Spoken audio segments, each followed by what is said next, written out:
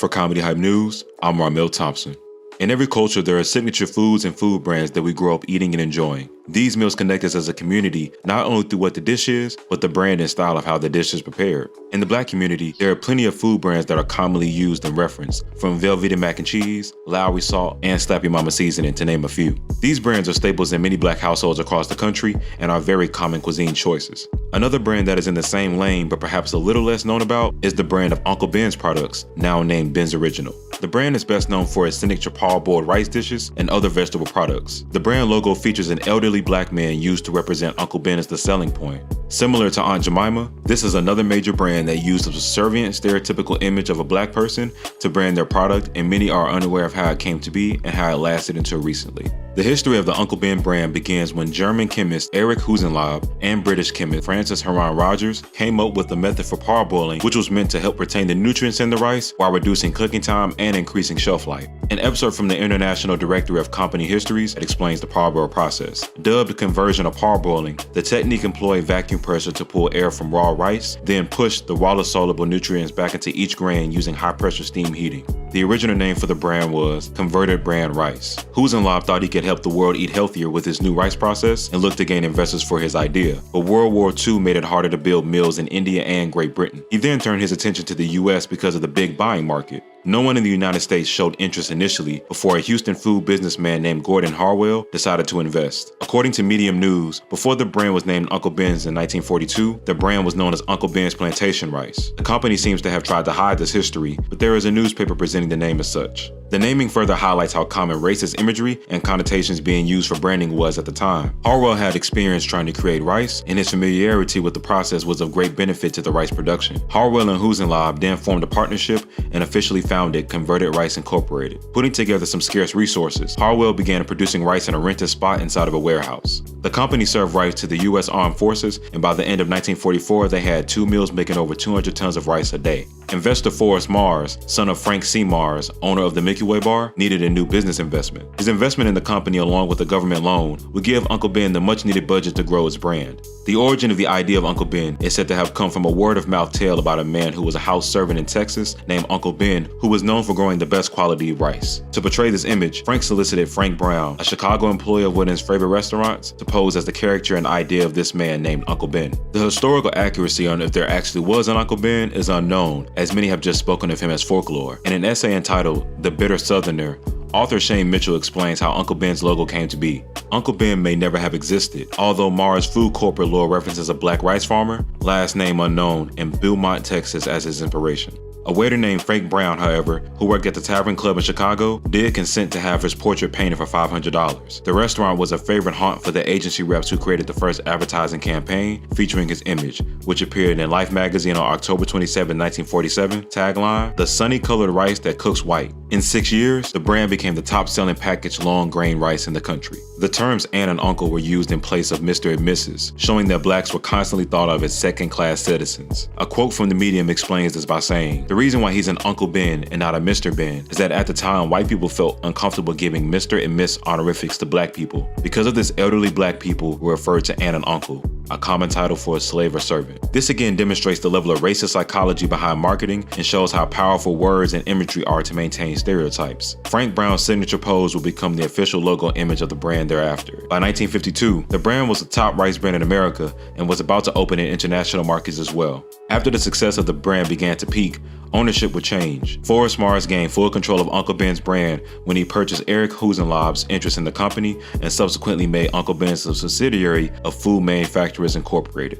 Within a few years, Uncle Ben's brand was making roughly $30 million of the $200 million annual revenue brought in by Food Manufacturers, Inc. After the death of his stepmother, Mars would gain control of food manufacturing and merge it with his own company, creating the Mars Company. Mars would spend a tremendous amount of his business budget on unique and prominent advertising, which more than likely contributed to the big rise in U.S. rice consumption in the following decades. However, because of the racist imagery associated with the brand and the rise of the classical civil rights era, this marketing boom would actually backfire and turn into a sticky situation for the company. This strong ad support would become something of a stumbling block in later years when many consumers rejected the use of stereotypical images of African Americans in advertising. Such advertising icons such as Aunt Jemima, Cream of Wheat's Rastus, and Uncle Ben came under fire, and some were even revised to accommodate modern taste. While his portrait remained unhinged, Uncle Ben shrunk down over the years from a full-size image that took up the entire box to a small oval at the top. In fact, the portrait disappeared from the box in the 1980s.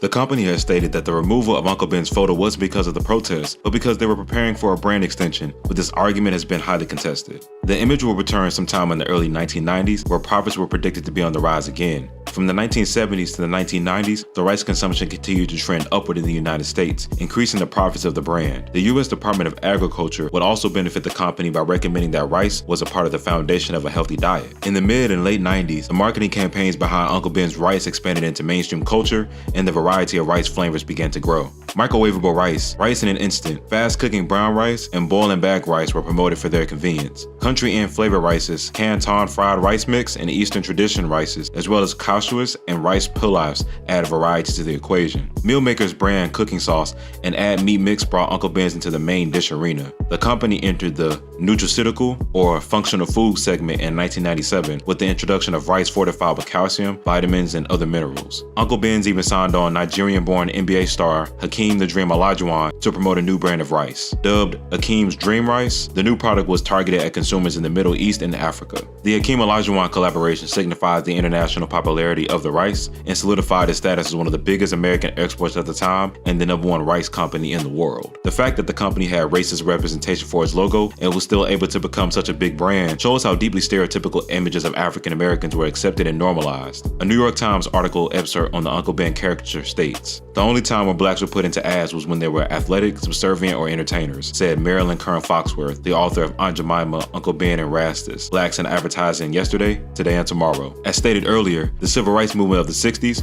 was instrumental in influencing companies away from racist imagery, evidenced by the new version of Aunt Jemima and the Cream of Wheat chef. After the start of the civil rights movement, such characters became lightning rods in a period where consumers started to want images our children could look up to and emulate, Miss Kern Foxworth said. This will result in most of the offensive characters being removed from visual/audio ads and being reduced to just pictures on a box. The caricature of Uncle Ben specifically in recent years has been subject to revamping and repackaging. Influenced by real black entrepreneurs and influential figures such as Oprah Winfrey, Riley Amos, and Barack Obama, and the fact that big companies were using black people as spokespeople more than ever, the company decided to revive the character of Uncle Ben as the fictional chairman of the company.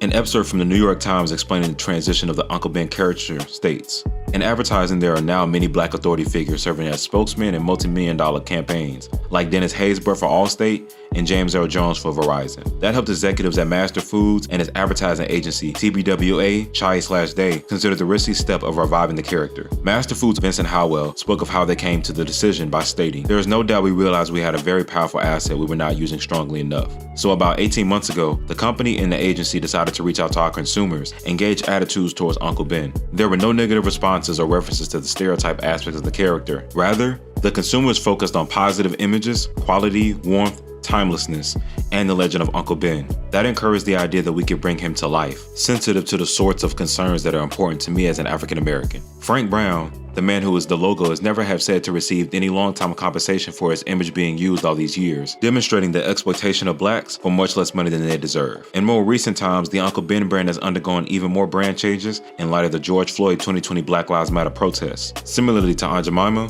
the brand has dropped the Uncle from its name to avoid any racist stereotype accusations and now goes by Ben's Original Rice. Uncle Ben's is another example of how powerful the stereotypical images of black people are at building and sustaining food conglomerates and big companies, but also a deeper example of the embedded racism and how racist symbols are embedded within our culture.